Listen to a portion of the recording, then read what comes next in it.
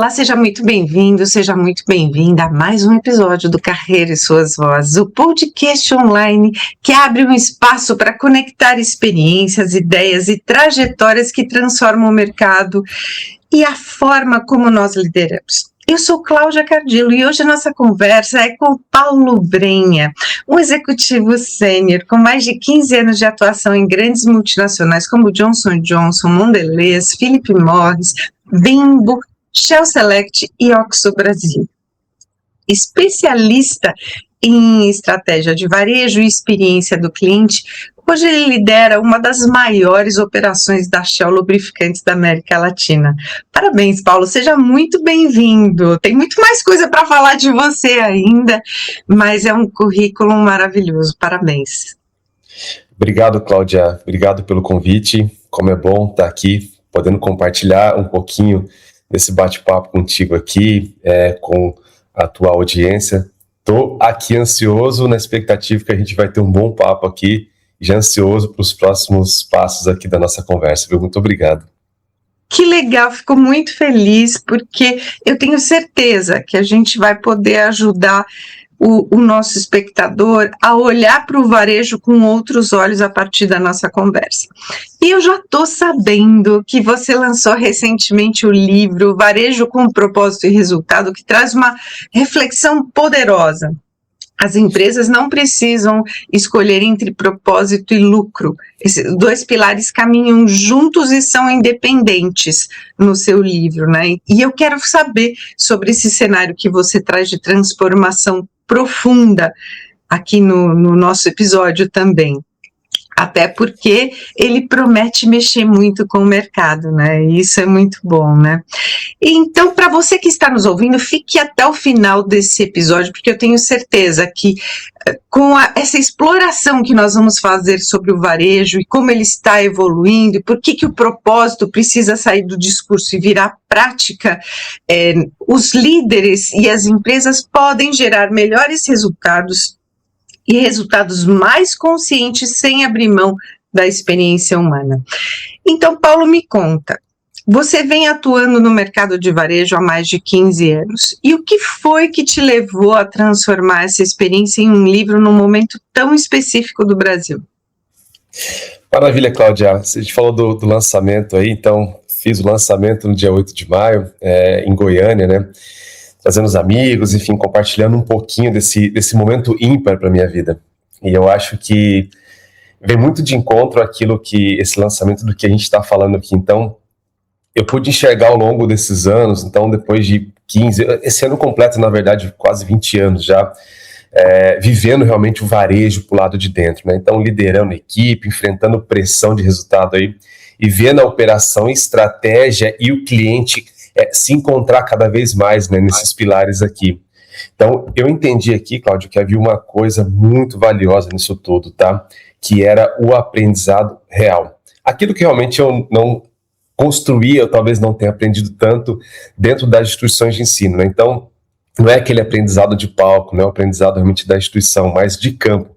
Eu senti, então, que esse era o momento de poder transformar tudo aquilo que eu vivia, essa vivência, realmente num livro, porque o varejo, ele vive realmente uma transição aí muito forte, muito profunda.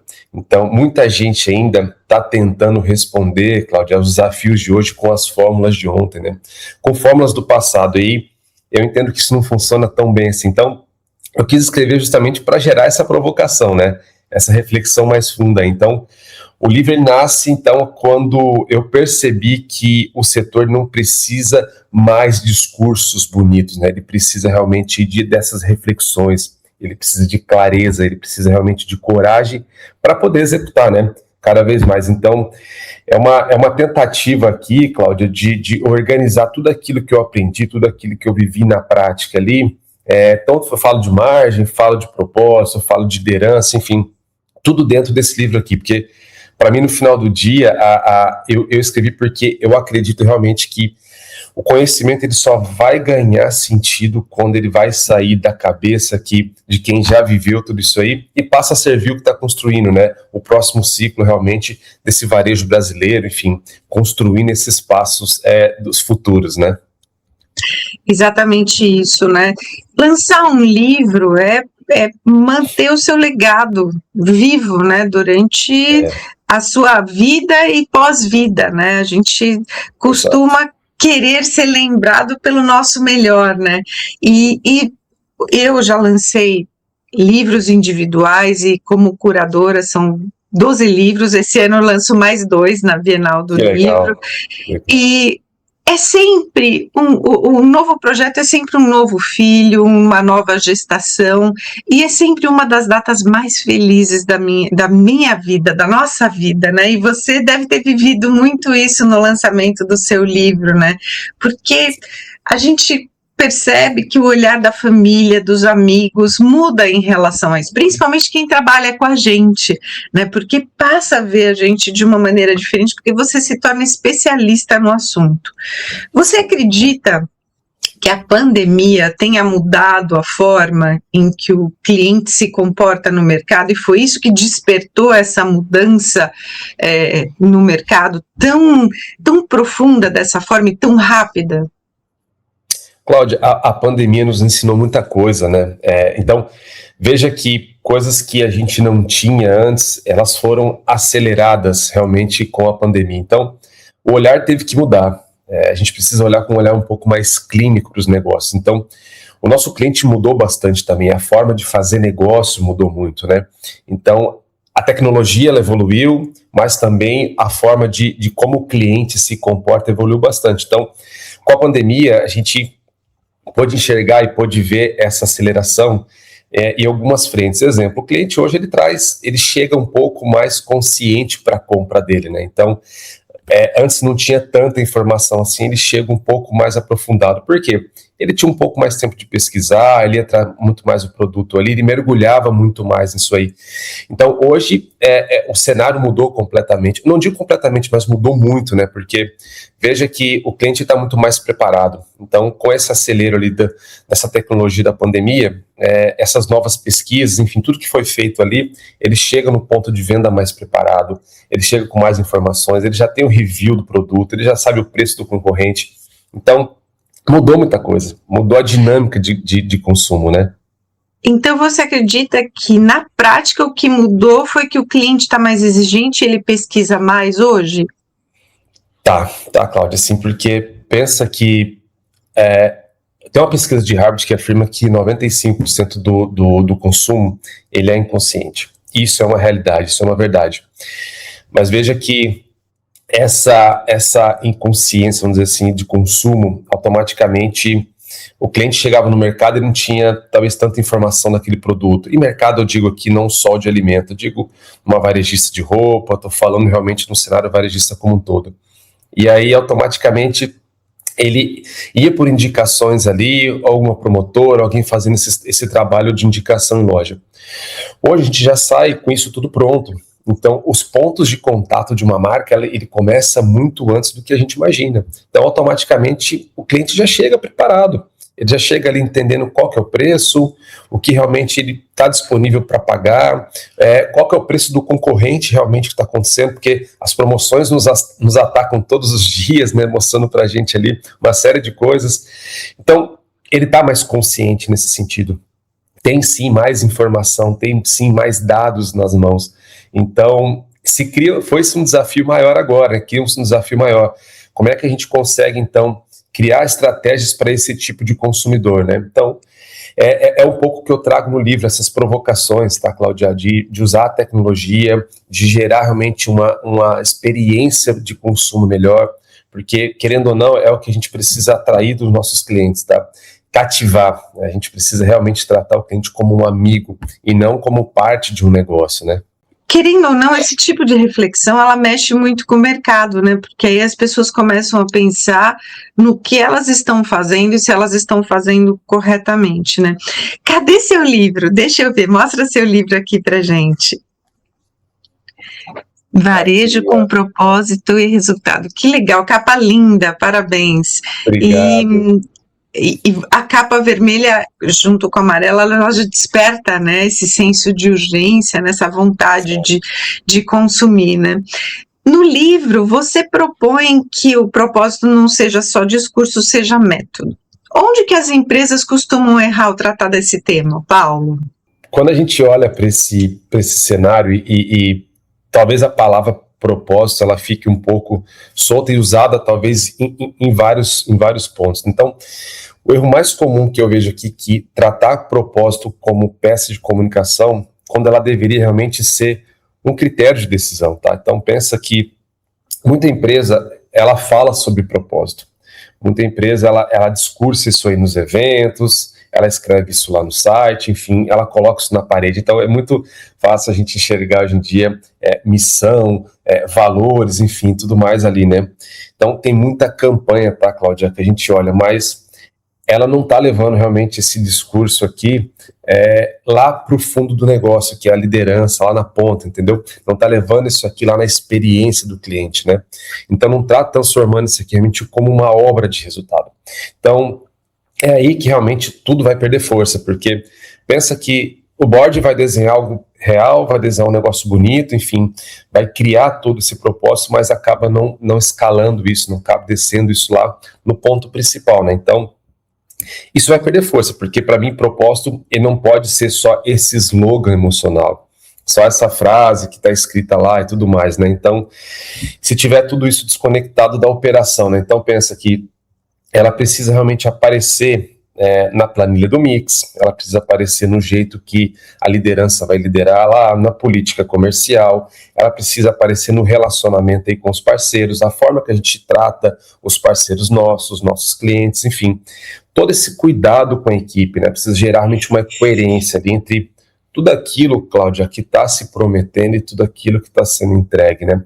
Porque a gente vê diversos players de mercado aí falando muito sobre esse tema, escrevendo muito sobre isso, mas quando a gente desce lá no chão da operação, a conversa não é bem assim. Então, quando isso não está acontecendo aqui, é isso que eu falo que não pode ser só o discurso, né? Porque senão todo esse elo, eles vão perceber que isso não passa de uma conversa. Então, o cliente vai perceber, o mercado vai perceber, todo mundo vai entender que realmente não passa desse discurso. Então, o discurso ele vai poder até impressionar, ele vai, por algum instante ali, alguns meses, enfim, vai mostrar que é algo bonito, mas ele não vai permanecer. Então, é por isso que eu defendo realmente aqui que o propósito ele precisa ser método, ele precisa realmente orientar o comportamento, ele tem que dar prioridade na execução. Então, quando o propósito ele vira método, Cláudia, ele vai deixar de ser realmente aí um discurso institucional, né? Ele vai passar a ser uma força real realmente da cultura. Ele vai gerar uma reputação então mais firme ali e um resultado ele vai ser muito mais sustentável, né? Ele passa do papel e entra para a execução, né? Eu acho que isso tem que ser vivido diariamente, não pode ser então só a parede bonita e na execução lá na ponta não está sendo feita a mesma coisa, né?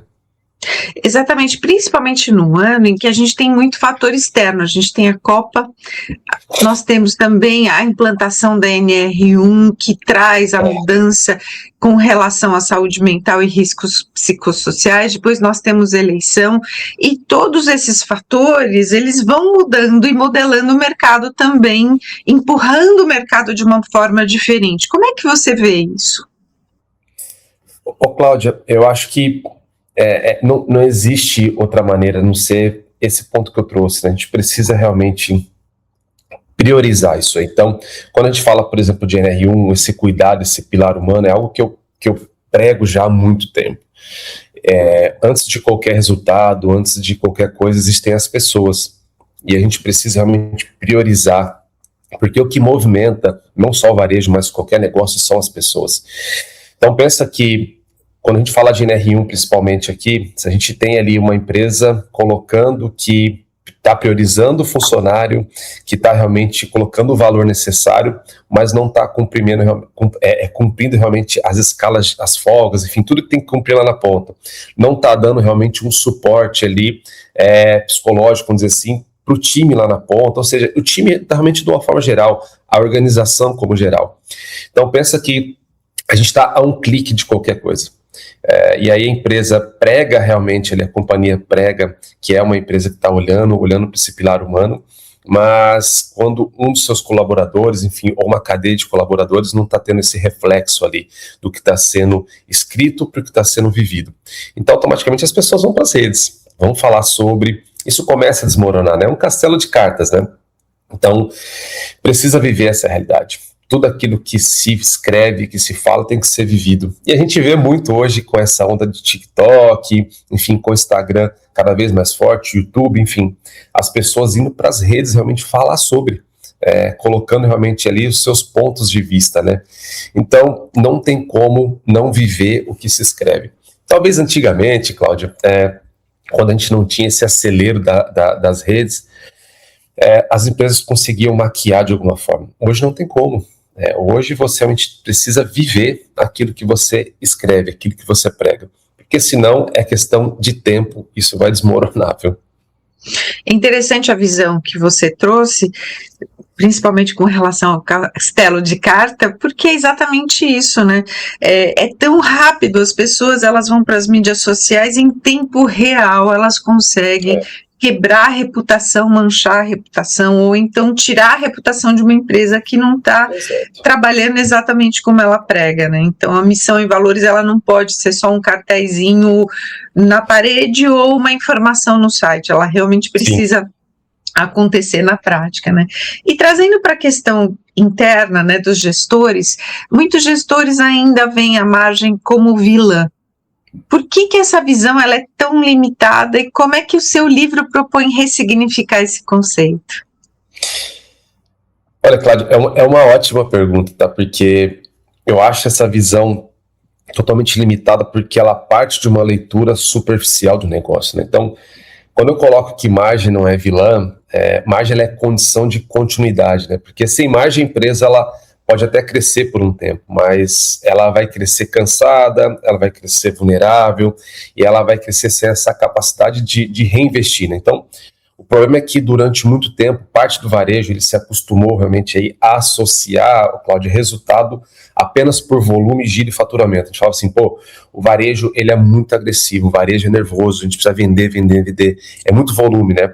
Então, como se vender aí resolvesse tudo, né? Mas não vai resolver, porque se a operação ela não for saudável, esse crescimento aqui ele vai cobrar muito forte lá na frente, né? Então, o que eu proponho no livro aqui é realmente ressignificar essa margem como uma inteligência de gestão. Então, para mim aqui, margem ele tem que financiar a inovação, ela tem que melhorar a experiência do cliente, ela tem que sustentar as pessoas, ela precisa fortalecer o estoque.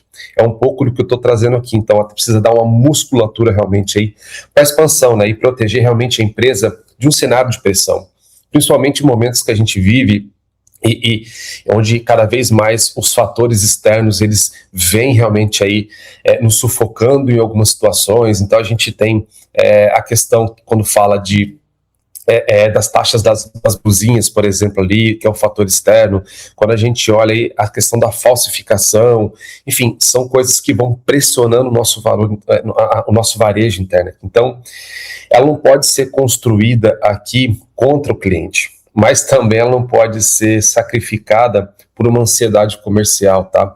O gestor maduro, Cláudio, ele vai entender que a margem e a experiência, elas não vão competir entre si, né? Elas vão trabalhar em conjunto. Então, quando bem trabalhadas aí, elas vão se fortalecer. Não tem jeito. Porque no final do dia, a margem, ela não é só falar sobre ganância, não é ganância. Margem, ela é uma responsabilidade com o presente da organização aí, mas também é um compromisso, né, com o futuro do negócio, tá? Você é uma pessoa que tem uma carreira que passou por grandes multinacionais, né? Que aprendizados você trouxe desses ambientes que você considera mais aplicável à realidade dos pequenos e médios varejistas? E eu quero saber se também o seu livro é para os pequenos e médios. Uma boa pergunta. Às vezes, falando do livro, Cláudia, assim, o livro é para todo mundo. Realmente o livro é para aquele empreendedor que está lá na ponta, que tem que tomar a decisão da compra, que tem que cuidar da margem, que precisa realmente cuidar do negócio como um todo.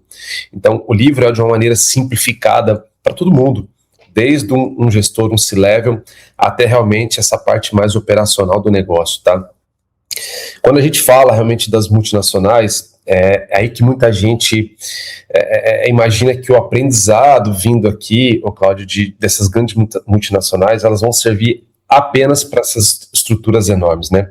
Mas eu penso aqui um pouco diferente, né? Um pouco contrário desse negócio, tá? Porque os pequenos e médios varejistas, como foi feita a pergunta aqui, eles vão poder, sim, absorver muito valor dali, desde que eles possam adaptar aquilo que está sendo feito lá para o real negócio dele ali, né? Realmente com inteligência aqui. Então, alguns aprendizados aqui. O primeiro aprendizado é a disciplina de execução.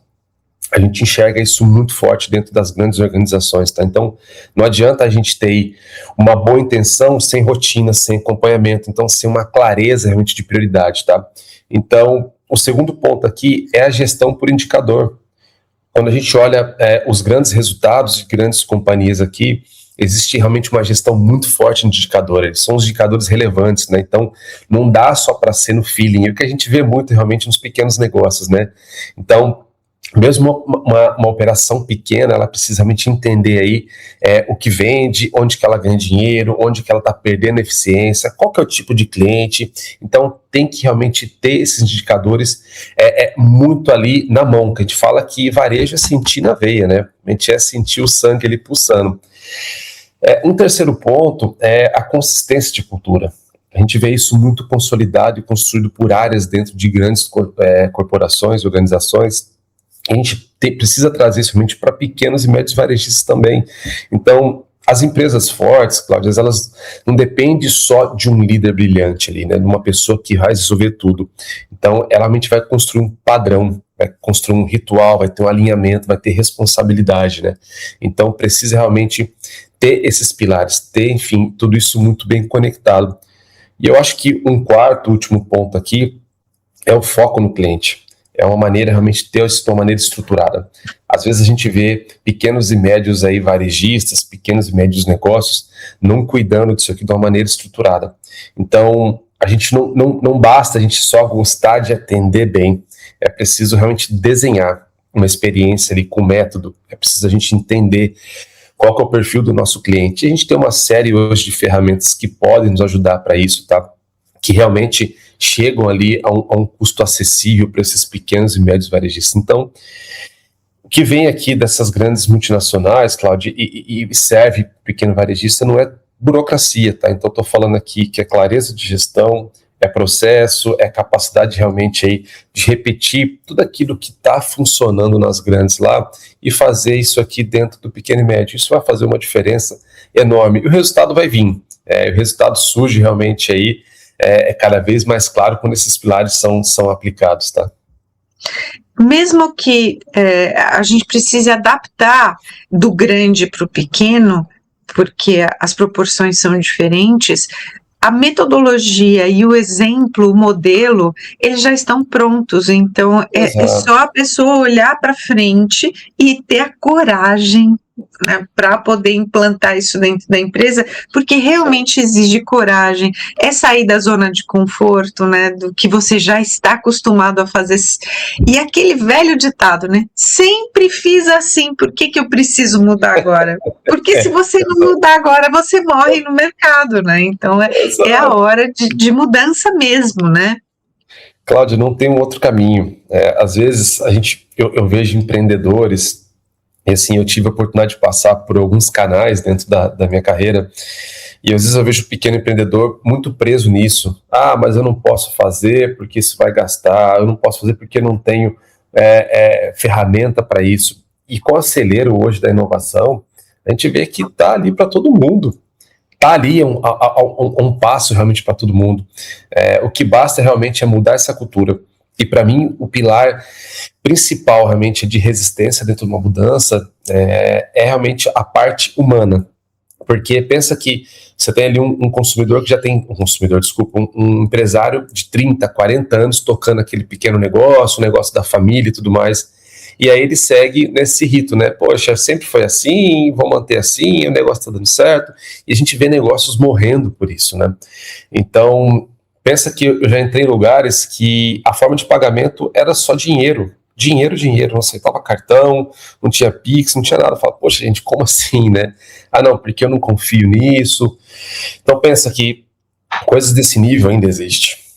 E é aqui que a gente precisa mudar. Então, se as grandes têm setores e áreas responsáveis para isso, eu acho que ter esse benchmark em feiras, participar, ler um pouco sobre elas e aplicar isso no negócio ali é extremamente importante. E custa muito mais barato do que você ter uma área dedicada, né? Então, volto a dizer, com o acelero, com o avanço da tecnologia, é possível fazer isso e é necessário, porque senão o negócio, ao passar dos anos, ele vai morrer. Então, automaticamente precisa sim evoluir, precisa abrir um pouco a mente, sair desse pilar aí de que sempre foi assim, a síndrome de Gabriela, né? Vai morrer assim, acho que não funciona. Exatamente isso, né? E ouvindo você falar, eu já viajei muito pelo Brasil há muitos anos atrás, até antes de abrir a minha agência de comunicação, sempre viajei para poder vender os serviços e os produtos da agência, né? Hoje menos, mas eu sempre percebi que o comércio ele também é regional. Você percebe isso? E eu estava ouvindo você falar do Pix, do cheque, das situações bancárias, né? Que tem muita loja que não aceita. Você acha que nas grandes capitais o comércio é de uma forma e nas cidades dos interiores das capitais é diferente? Olha, é uma boa pergunta. E a gente vê cada vez mais, Cláudio, as grandes tomando conta dos interiores, né? Pensa que era difícil você ver uma grande bandeira, por exemplo, supermercadista, atingindo ali uma cidade menor. Exemplo, vamos falar aqui de uma marca do McDonald's. Então a gente automaticamente vê hoje muito mais pulverizado. Obviamente que eles têm um estudo de expansão, eles colocam isso uma viabilidade, mas a gente vê alcançando outros lugares. Então, que antes não era alcançado, você tinha uma grande cidade para poder ali realmente comer um hambúrguer e tudo mais, né?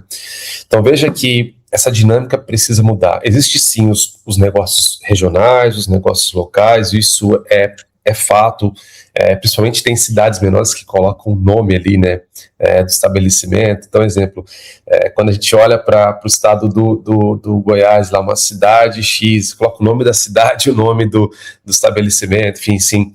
Então, existe sim esses negócios. Princesinha de Goiás, né?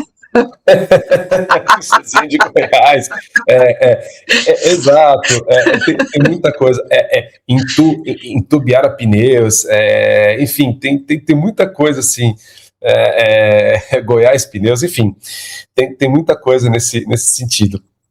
Mas o grande erro aqui é sim manter ali aquele DNA regional, onde o comércio local está acostumado, onde a população local está acostumada, mas trazer essas boas ideias das grandes de fora é importante, porque pensa que, vamos falar de um negócio de conveniência, por exemplo,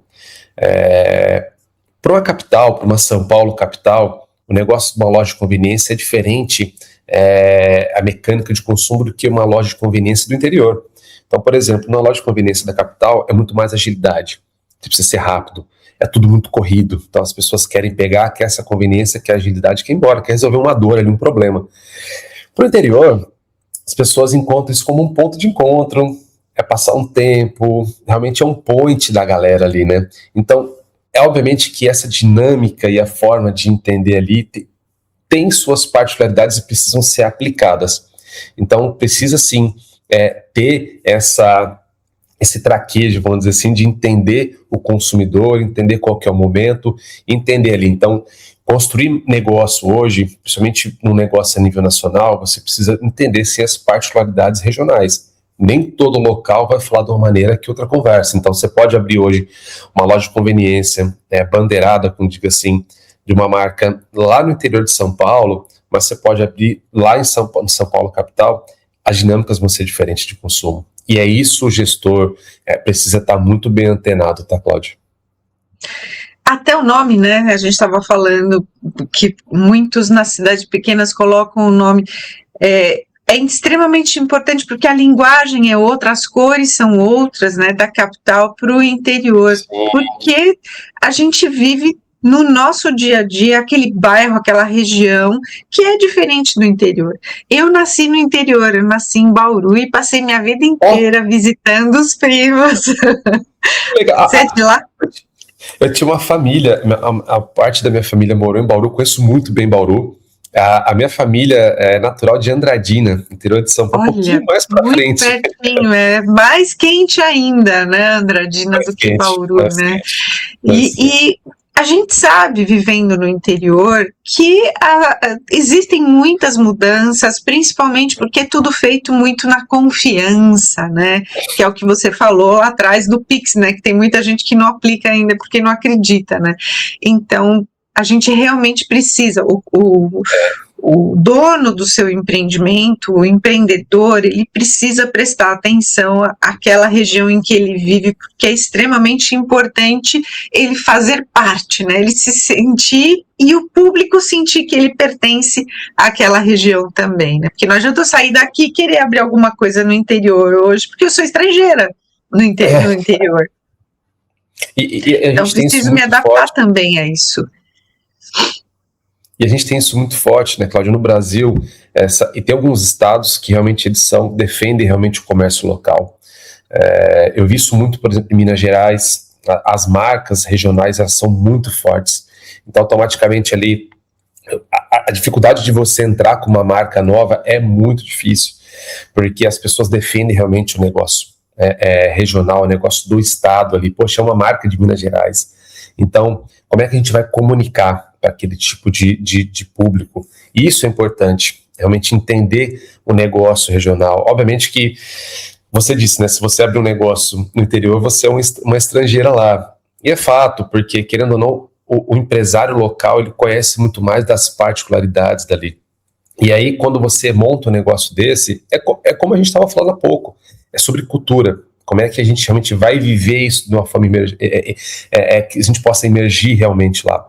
Pensa que a gente chega com uma fachada, então, por exemplo, poxa, eu vou abrir um negócio na praia, lá em Salvador, enfim, não é a minha linguagem, eu sou paulista e puxo R.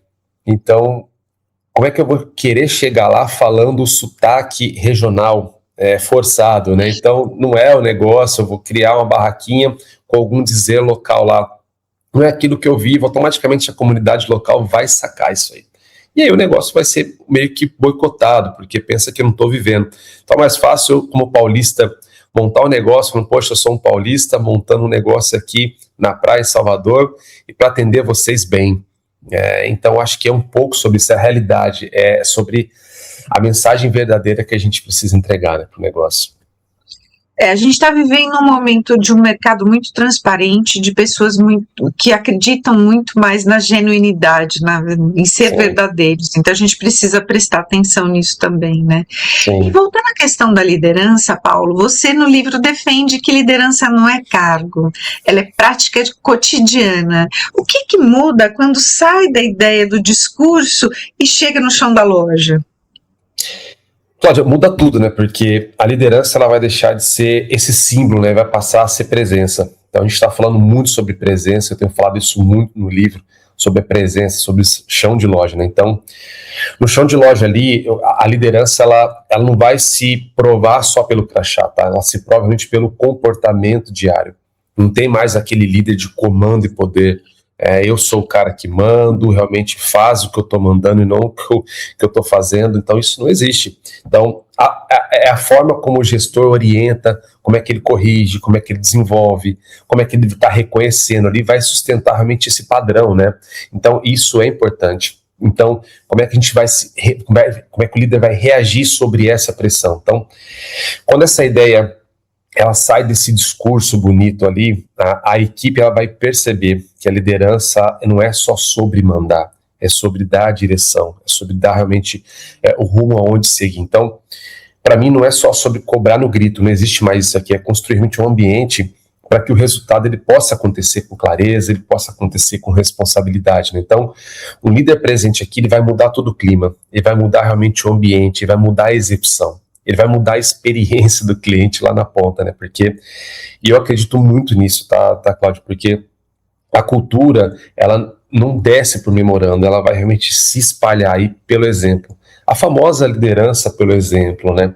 Então isso contamina de uma forma positiva muito mais, tá? Então, falando de varejo aqui, no varejo isso tá ainda mais visível, porque tudo acontece realmente muito rápido. Tudo acontece muito perto, é tudo muito rápido, né? Então tá tudo muito exposto ali. O consumo, enfim, essa proximidade com o cliente, tá tudo muito claro, muito exposto. Então, isso precisa ficar cada vez mais visível, porque tudo acontece, então, dessa maneira. Então, quando a liderança, ela chega de verdade, ela está no chão de loja, ela desce do board ali, seguindo as suas hierarquias ali, a operação ela vai ganhar consistência.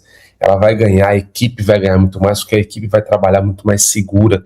Então, com tudo isso aqui gerando essa confiança, o cliente ele vai sentir essa diferença.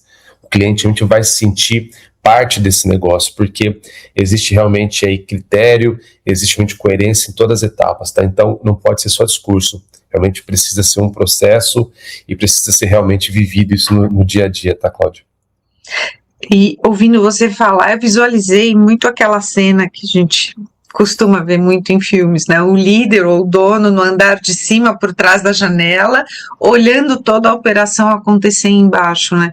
E a partir do momento em que o líder sai do andar de cima e vem para dentro da operação, tudo muda, né, Paulo? Exato. Porque as pessoas deixam de ter medo e passam a ter uma relação de confiança, né? De admiração pelo próprio líder, né? Existe não é bem uma teoria, eu li isso falando sobre a liderança, eu li como teoria, mas não é.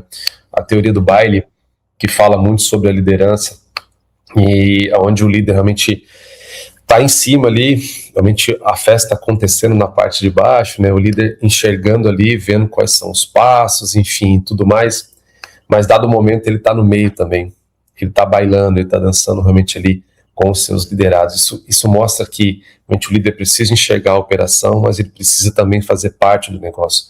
É óbvio que quando se aumenta esses cargos de hierarquia, não tem como você descer lá para o operacional, mas precisa sim entender, precisa passear realmente no operacional. Quando a gente fala de um CEO, por exemplo, precisa realmente passear, entender a operação de perto, não tornar isso como parte braçal, vamos dizer assim, parte do seu dia a dia, mas precisa realmente fazer parte, entender, para que isso se torne uma realidade, para que as decisões sejam tomadas de uma maneira mais estratégica, mais humana, viu, Cláudio? É exatamente isso, a gente precisa olhar de uma maneira mais humana para as pessoas, né? E no seu livro, Paulo, você traz conceitos estratégicos, mas com forte poder de execução, né? Com forte foco na execução. Por que esse ainda é um dos pontos mais críticos do varejo brasileiro? Pode, porque o varejo brasileiro, ele historicamente, ele aprendeu a viver realmente nessa complexidade, né? Mas nem sempre aprendeu a transformar a estratégia numa rotina de alta performance, tá? Então, nós temos muita criatividade, a gente tem velocidade, a gente tem capacidade de adaptação, a gente tem leitura de mercado, mas muitas vezes aqui a gente peca realmente na consistência da execução. Então, vivendo dentro dessas grandes varejistas e passando dentro de grandes empresas, eu percebi isso muito. Então, a gente tem muita coisa, mas na hora de executar, a estratégia ela acaba que não sendo transparente. Então, a estratégia é muito bem criada na sala do board, mas quando isso desce, ela não fica muito clara. Então, é justamente aqui que os bons planos eles vão morrer, né? Porque é tudo muito bem desenhado, é tudo muito bem criado, a estratégia lá em cima, mas quando desce, não é realmente passado com essa transparência. Então, a estratégia ela pode até ser apresentada aqui, a visão ela pode existir, mas ela não vai descer com essa clareza para a loja. Então, a equipe não vai entender, o liderado lá na ponta não vai entender, então realmente nada disso vai acontecer. Então, eu entendo que a equipe precisa entender realmente o porquê daquele número, a equipe precisa entender realmente o porquê daqueles indicadores, a equipe precisa realmente entender o porquê daquele ritual ali. Então, o resultado disso tudo realmente é um varejo que às vezes pensa muito bem, fala muito bem, mas entrega um baixo potencial. Porque pensa que isso aqui é um tanto tanto desconecto, né? Porque se eu penso muito bem lá em cima, não está chegando aqui, existe um gargalo nesse meio. Então, é por isso que eu falo muito de execução. Então, a execução, ela não tem que ser só parte a menos nobre, né, do negócio da estratégia. A execução é onde a estratégia realmente que vai provar o seu valor.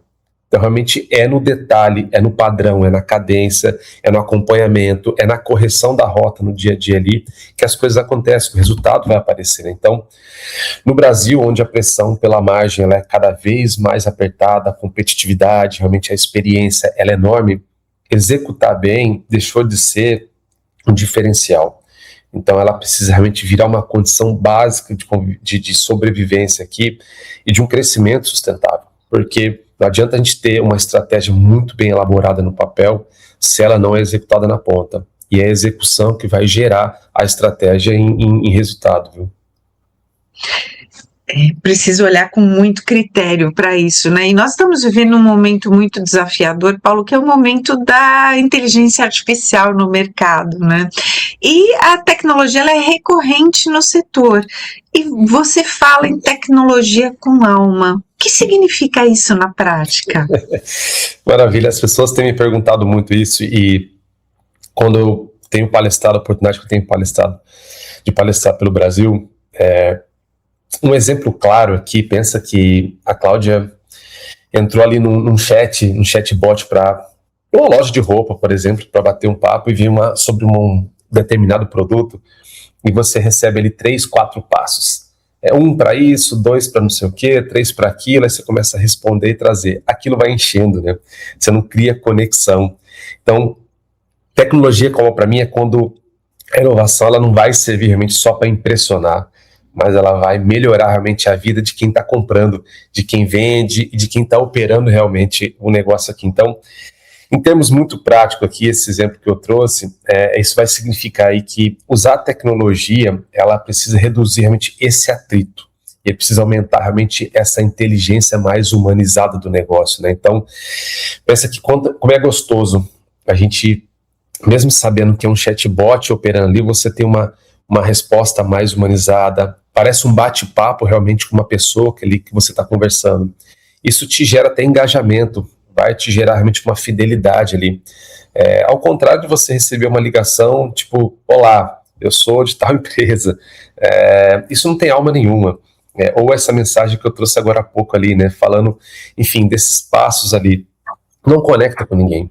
Então, eu entendo que precisa colocar realmente essa inteligência artificial dentro do CRM, dentro da parte de analytics, enfim, qualquer ferramenta de serviço aqui, de uma experiência mais simples, mais fluida, realmente mais relevante, porque eu vejo que uma empresa, quando ela adota realmente isso aí como vitrine, quase realmente aí, como se não fosse, né, um troféu, isso vai funcionar muito mais. Então, tecnologia com alma, para mim, significa isso aqui, unir essa eficiência realmente com intenção, né?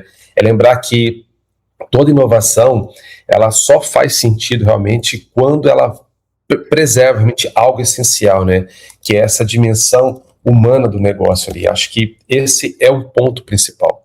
Não dá simplesmente para deixar uma conversa fria. A gente precisa gerar conexão, precisamente gerar uma fluidez dentro dos pontos de contato. E você me lembrou, a era do 0800 era assim também, né? A gente ligava e ficava aguardando, às vezes, uma hora inteira para ser transferido para um determinado setor que você precisava falar, mas você passava por vários setores antes até chegar naquilo que você precisava fazer. Então, realmente, a gente precisa viver isso na prática e otimizar o tempo da pessoa do outro lado também, né? Porque a gente não tem, às vezes, uma hora inteira, né, para poder ficar conversando com a tecnologia, né? E é horrível, seu né? livro, nossa, Paulo, pelo amor de Deus, ninguém merece, né? E você traz muito bem isso quando você fala das grandes multinacionais, né? Porque você traz exemplos no livro da Natura, da Farm Rio, do Café La Régence. Então, o que é que essas empresas elas já fizeram, elas têm em comum, no seu ponto de vista, que mudam a questão cultural e a experiência dos consumidores? Cláudio, o que essas empresas têm em comum é que realmente elas entenderam algo que marca muito ainda, que talvez muita marca ainda não entendeu, tá? Que a experiência ela não nasce no ponto de contato final. ela nasce realmente na cultura, ela nasce nos pilares que a gente falou há pouco aqui de liderança. Então, quando a cultura ela é clara, coerente, ela é viva, a experiência ela vai deixar de ser uma ação pontual, ela vai passar realmente a ser uma extensão natural da identidade da marca, né? Então, quando a gente olha realmente Natura, quando a gente olha para a Farm, são empresas que me chamam muito a atenção. O Café La Regência é um café lá da cidade dos meus pais, no interior de São Paulo. Então, cada uma dentro da sua maneira aqui, eles entenderam como construir essa relação, entendendo que o cliente não é só uma transação, né? Então, eles têm repertório, eles têm intenção, eles têm assinatura, e eles conseguem fazer realmente isso aí muito bem, com que o cliente sinta que existe uma verdadeira ali, uma conexão verdadeira, então, ali, né? Por trás de toda entrega, por trás de cada pedido, né? Existe essa conexão, uma parte dentro do negócio ali. Então, isso vale muito, porque pensa que no final do dia o consumidor, desculpa, ele percebe quando as marcas estão fazendo isso de uma forma intencional, porque o consumidor está cada vez mais conectado, então ele vai perceber quando há uma consistência, né, entre essa linguagem, esse ambiente, o produto, enfim, quando tem esse atendimento, né, com propósito aqui. Então, essas marcas aqui que eu cito, elas mostram realmente aí que experiência forte, ela não depende realmente só da sofisticação, não depende só da inovação, mas depende da coerência. Então elas vão criar conexão, elas criaram conexão porque elas sabem quem são, no que realmente elas acreditam, e como elas desejam ser lembradas, como elas desejam ser perpetuadas, né? Então, essa aqui é a clareza cultural que a gente está falando, que vai gerar esse pertencimento, que vai gerar essa diferenciação, então esse valor percebido realmente na ponta lá, né? Então, se é uma cultura sólida, a experiência ela vai virar cenografia. Então, com uma cultura realmente forte aqui, a experiência vai gerar esse vínculo. E esse vínculo é o que vai gerar a recorrência. É o que vai trazer as pessoas, despertar esse interesse a frequentar e gerar esse boost orgânico, né, de falar sobre a marca, de ser realmente um agente defensor da marca ali. E levar para outras pessoas também falando, né? Então, poxa, como é gostoso falar do podcast da Cláudia. Poxa, eu encontrei boas experiências lá, que é uma marca. Então, isso é importante. Como é que a gente gera esses pontos de contato? Então, e para mim isso tudo começa com cultura. Não tem jeito. A gente falou isso logo no início, né? Como a gente gera essas conexões aqui. Então, para mim isso é fundamental, tá, Cláudia? Além do que, essas marcas elas têm trazido muito a questão sensorial, né? O cheiro, a visão, o tato, e fica na memória da gente. Recentemente eu tive num summit em que o stand da Vale era todinho fechado e a gente era convidado a viver essas experiências com o som dos pássaros, com meditação, com os cheiros, né? Com massagem. Então, tudo isso hoje está sendo trazido de fora para dentro das marcas para que a gente possa realmente viver na prática a marca. E quando a gente lembra da marca, sempre traz essa sensação gostosa, né, da Natura, que é refrescante, que tem o cheiro da natureza, que tem o frescor, né, dos produtos brasileiros. Então isso realmente é muito gostoso e conecta com as pessoas, principalmente com o povo brasileiro, mas o estrangeiro também gosta muito de ver isso, né? Muito. Tem uma marca, Cláudia, a Dunkin' Donuts, isso me despertou muito quando a gente foi gerar algumas coisas para o Brasil. Exemplo, ela dentro de um metrô, ela criou esse marketing sensorial que você disse. Toda vez que tocava o jingle dela, ela rifava um cheirinho de café. Então, para que lembrasse ali, o cliente despertasse esse interesse, né? Ao descer, ver a marca e falar, poxa, esses caras são muito bons no que fazem realmente para donuts. Eu quero isso para donuts. Eu quero trazer eles para esse momento de café. Então, como é que eles construíam isso na marca, essa lembrança? Então, o jingle tocava, o cheirinho saía, eles associavam isso aí. Toda vez que tocava aquele jingle, parece que a memória já trazia esse cheirinho ali, despertava esse interesse. Tem diversas marcas que a gente passa hoje dentro de shopping que a gente sente aquele cheirinho. Exemplo é a Melissa. Você passa, você sente de longe um cheiro da loja da Melissa. E como é gostoso, né, aquele cheirinho ali. Enfim, com outras marcas também. Eu sou fã de uma marca de vestuário que é a Aramis. E, poxa, Quando eu vou na loja da Aramis ali, você sente o cheiro da marca, e essa conexão é muito boa, né? Então, faz total sentido. Eu acho que marcar a memória realmente ali, exemplo, quando as marcas traz isso, você entra numa loja, por exemplo, uma padaria, e você tem aquele bolo em cima lá da mesa, e você lembra daquele cheirinho do café da vovó, como isso é bom, né? É muito gostoso a gente viver isso, né? E as marcas, elas que já entenderam isso, elas saem à frente e conquistam o público, fidelizam com o público e vendem muito mais, né? Mas a Sim. gente não pode deixar de falar, Paulo, no seu livro, que você também guarda um espaço para a questão das métricas financeiras e operacionais, né? Porque ela é extremamente importante e ela complementa tudo o que você falou, né? Como equilibrar os indicadores de resultado com uma gestão mais humana?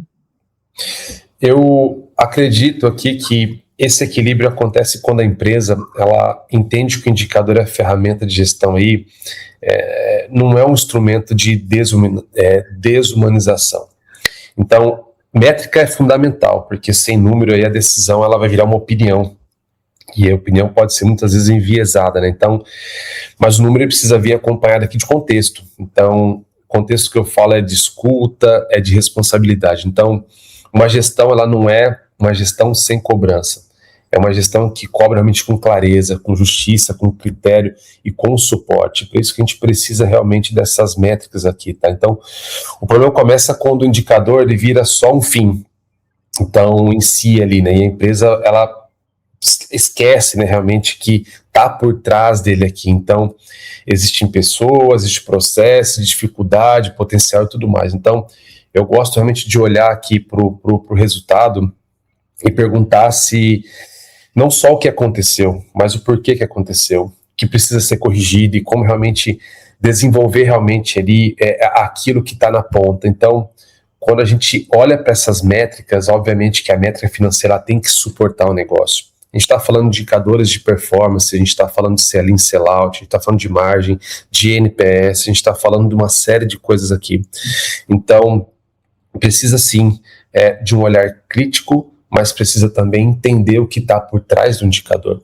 Não basta a gente só olhar ali um indicador, por exemplo, de sell-in, sell-out, e não entender o número em si, qual a composição do que aconteceu. E é um pouco do que eu tenho falado com os meus times. Tá, o que tem por trás do número, o que o número está dizendo para a gente. Porque, querendo ou não, Cláudio, o número ele é frio. Ele é ou não é, não tem jeito, não tem muito meio termo ali, né? Então, automaticamente eu preciso entender tudo isso aqui. Então, quando eu falo dessa gestão mais humanizada aí, para mim no final do dia, a gestão humana ela não vai enfraquecer esse resultado. Ela vai criar uma base realmente aqui para que o resultado ele seja mais consistente, para que ele seja mais saudável, ele seja mais duradouro. Que não adianta o gestor realmente só falar do KPI, que são os indicadores de performance ali. Ele precisa realmente entender qual que é a história contada por trás desse número, entender realmente qual que é o cenário que está sendo trazido ali. Então, se eu estou falando de um indicador de volume que não foi atingido, o porquê? Simplesmente não só achar ali o erro, mas entender toda a jornada, o storytelling realmente daquele indicador. Eu acho que isso é extremamente relevante. É exatamente isso, né? A gente precisa prestar atenção a todos os detalhes, porque a questão financeira, ela impacta diretamente no resultado e no sucesso da empresa Total. também, né? Total. Paulo, nós estamos chegando ao final dessa entrevista, desse bate-papo fantástico aqui. Passou rápido, né? Passou rápido. Eu quero saber de você, no início você disse que o livro também é para os pequenos e médios varejistas, né? Mas eles Sim. não têm acesso às grandes consultorias, né?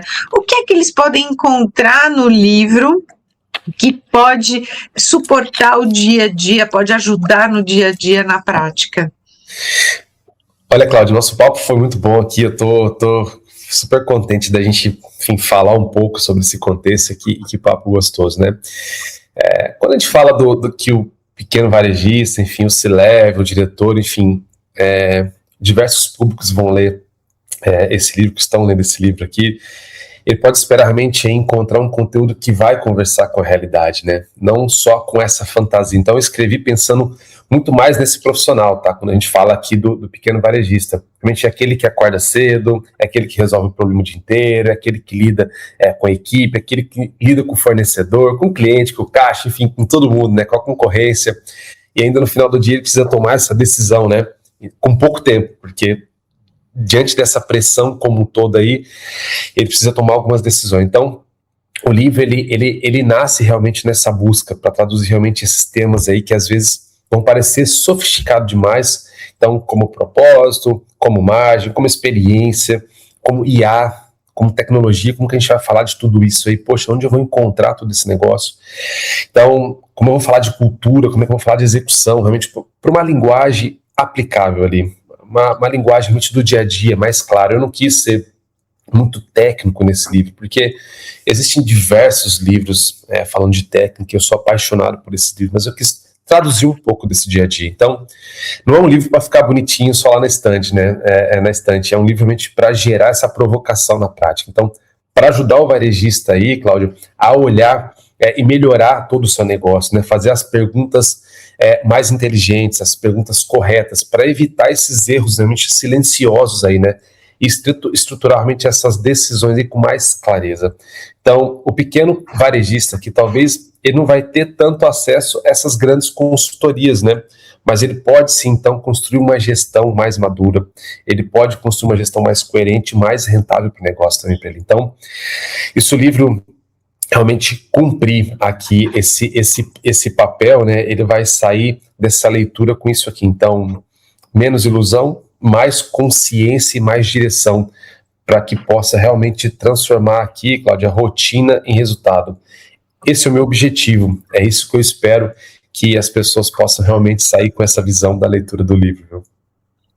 E gostei muito de como você trouxe, né, menos ilusão e mais gestão, né, porque as pessoas, elas realmente, né, elas colocam aqueles pensamentos na cabeça, ela cria o business plan na cabeça, não passa para o papel, não compartilha com os outros e não melhora a sua gestão, né, então eu acredito que um livro que converse com o público de uma maneira mais simples e não seja tão técnico, ele entregue um maior resultado também, porque ele atinge, né?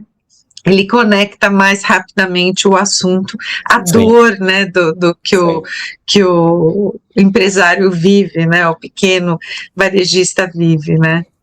Exato, Cláudio. Sim, eu tive a oportunidade de passar, por exemplo, grandes instituições de ensino. Eu tive um programa de liderança em Harvard, eu passei por MIT, FGV, PUC, enfim. São instituições que me deram uma base muito, muito boa. E aí dentro disso eu tive que estudar muita coisa, eu tive que realmente entender da parte muito mais técnica. E eu fiquei olhando e fazendo essa ponte entre a técnica e entre o dia a dia da operação, eu pensei, poxa, eu preciso levar uma linguagem mais clara, eu preciso realmente levar uma conversa que seja um bate-papo realmente ali para esse pequeno médio varejista, talvez não tenha essa oportunidade de chegar a esse nível de conteúdo, ou talvez que esse conteúdo seja algo muito mais denso, que ele vai enxergar e falar, poxa, não entendi isso muito claro. Essa é a ideia do livro, traduzir realmente isso de uma maneira bem clara, realmente um bate-papo simples, porque facilitar essa conversa, tá, Cláudia? Eu evitei colocar muitos jargões, a gente tem um problema sério de inglesar muita coisa dentro do corporativo, então eu evitei termos dessa maneira, para que realmente seja uma linguagem bem clara, uma linguagem acessível, para que realmente a pessoa possa entender, possa aplicar e, o principal, possa gerar resultado, né?